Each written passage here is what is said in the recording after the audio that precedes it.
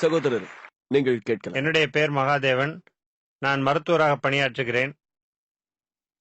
நேற்று முன்தினம் நான் மிஸ்டர் அப்துல் கிரீனுடைய நிகழ்ச்சியில் கலந்து கொண்டேன்.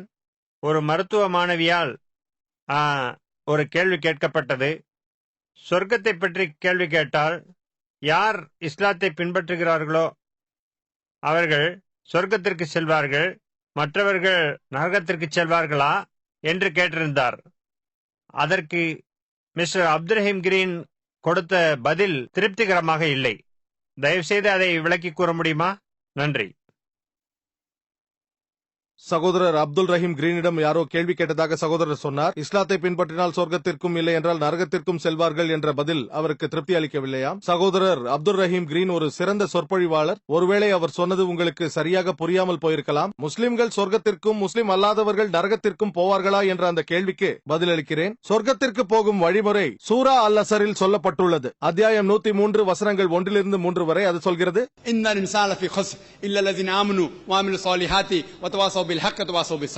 காலத்தின் மீது சத்தியமாக நிச்சயமாக மனிதன் நஷ்டத்தில் இருக்கின்றான். ஆயினும் எவர்கள் நம்பிக்கை கொண்டு நற்செயல்களும் செய்து சத்தியத்தை கொண்டு ஒருவருக்கொருவர் உபதேசம் செய்து பொறுமையை கொண்டும் ஒருவருக்கொருவர் உபதேசிக்கிறார்களோ அவர்களை தவிர சொர்க்கத்திற்கு செல்ல 4 வழிமுறைகள் உள்ளன.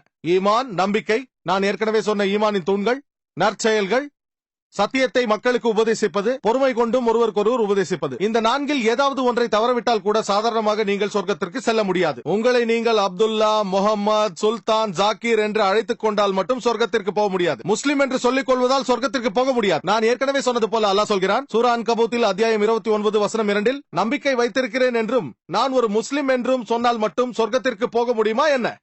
அல்லாஹ் உங்களை சோதிப்பான். ஆகவே முஸ்லிம் என்று சொன்னால் மட்டும் நீங்கள் சொர்க்கத்திற்கு போக முடியாது. இஸ்லாத்தை கடைபிடிப்பவன், இஸ்லாம் சலம் என்ற வார்த்தையிலிருந்து வருகிறது. அதற்கு பொருள் அமைதி, இறைவனுக்கு கீழ்ப்படிவது என்றும் அர்த்தம். இறைவனுக்கு எவன் கீழ்ப்படுகிறானோ அவன்தான் முஸ்லிம். ஆகவே உண்மையான மார்க்கத்தை பின்பற்றி இறைவனுக்கு கீழ்ப்படிபவன் மட்டும்தான் முஸ்லிம். இறைவனுக்கு கீழ்ப்படிபவன் யாராக இருந்தாலும், அவன் பெயர் என்னவாக இருந்தாலும், அவன் சொர்க்கத்திற்கு செல்வான். சொர்க்கத்திற்கு செல்லும் வழிமுறை நம்பிக்கை வைப்பது.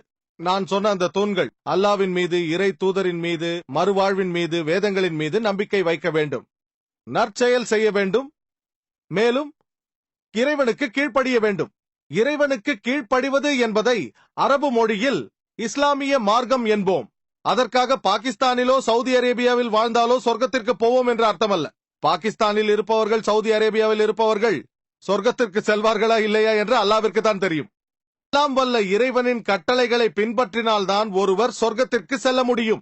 இறைவனின் கட்டளைகளை பின்பற்றும் ஒரு மனிதன், நான் ஏற்கனவே என் சொற்பொழிவில் சொன்னேன், நீங்கள் எல்லாம் வல்ல இறைவனின் கட்டளைகளை பின்பற்றினால் வெறும் பெயரை வைத்து, அதாவது நான் ஒரு முஸ்லிம் என்று சொன்னால் மட்டும் சொர்க்கத்திற்கு செல்ல முடியாது.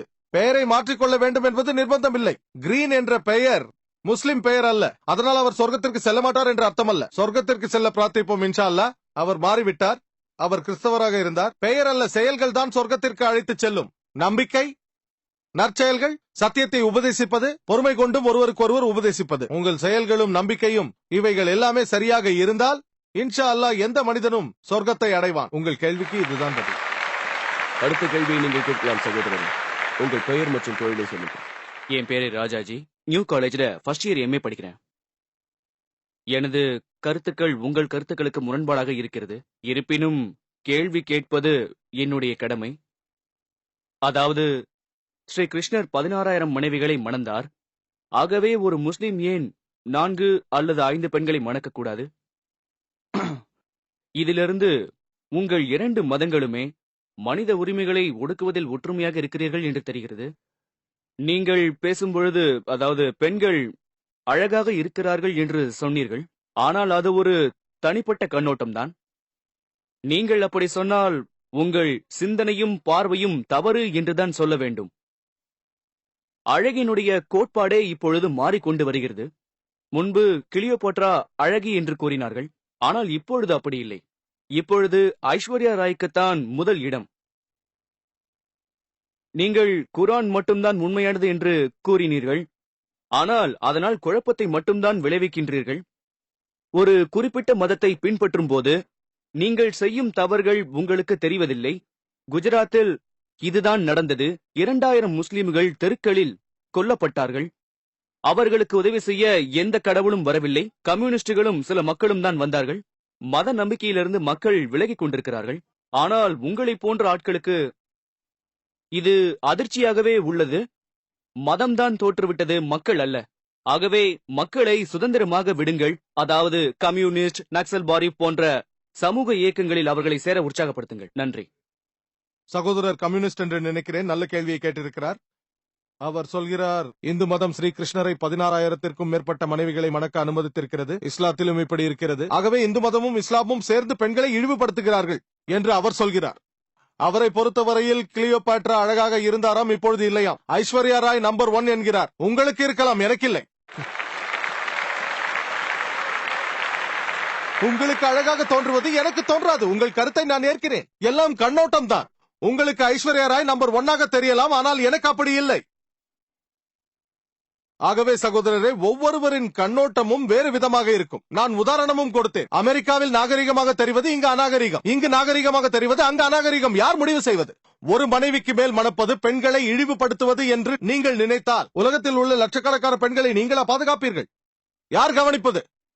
உங்கள் கம்யூனிஸ்ட் இயக்கம் பார்த்துக் கொள்ளுமா?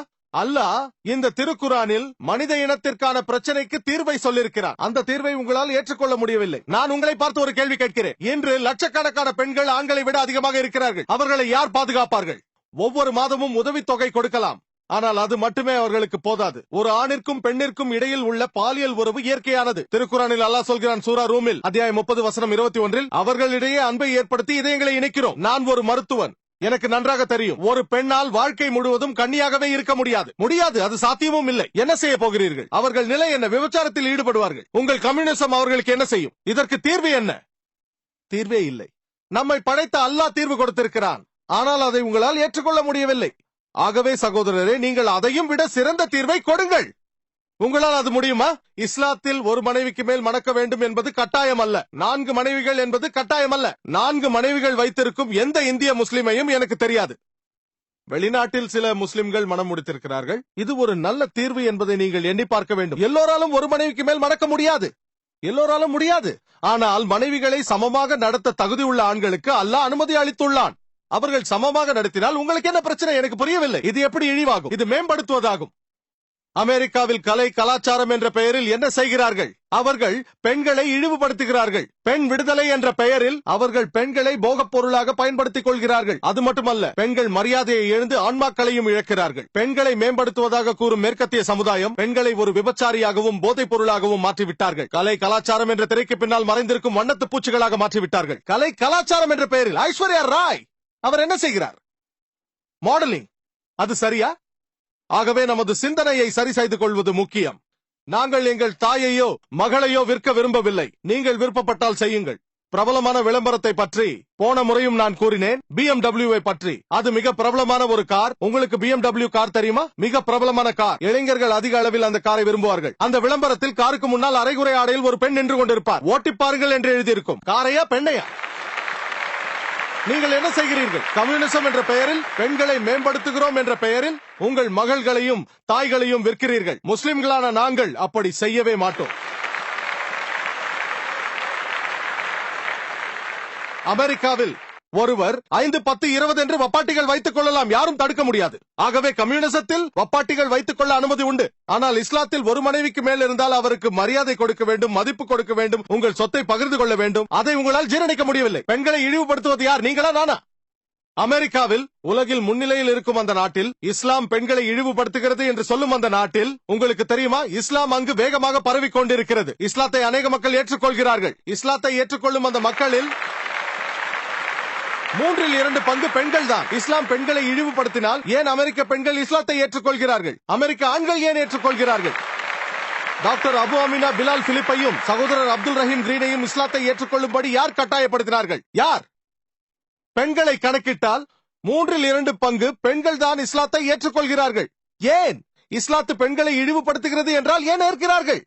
அவர்கள் இஸ்லாம் பாதுகாப்பு கொடுக்கும் என்று நம்புகிறார்கள். இஸ்லாம் பெண்களை மேம்படுத்துகிறது. ஆனால் இவை யாவும் உங்கள் நோக்கத்தோடு ஒத்துப்போகாது. கலை கலாச்சாரத்தை வைத்து பணம் சம்பாதிக்கும் நோக்கம். எவ்வாறு அரசியல்வாதிகள் பிரித்தாளும் சூழ்ச்சியை பயன்படுத்துகிறார்களோ அதேபோல் பெண்களை மேம்படுத்துவதாகவும் கலை கலாச்சாரத்தை வளர்ப்பதாகவும் பேசும் இந்த மனிதர்கள் கோடிக்கணக்கில் பணம் சம்பாதிக்கிறார்கள். இந்த அழகி போட்டியெல்லாம் எதற்காக? இந்த அழகி போட்டிகளின் பெயரால் கோடிக்கணக்கில் பணம் சம்பாதிக்க. அவர்கள் பணம் சம்பாதிக்க வேண்டும் என்று நீங்கள் அனைவரும் அதை போய் காண்கிறீர்கள். ஆகவே சகோதரரே, பெண்களை காட்சி பொருளாக மக்களின் முன்பாக நிறுத்துவதில் எங்களுக்கு விருப்பமில்லை. அவர்களை மதிக்கிறோம், அன்பு செய்கிறோம், கண்ணியப்படுத்துகிறோம், இழிவுபடுத்தவில்லை.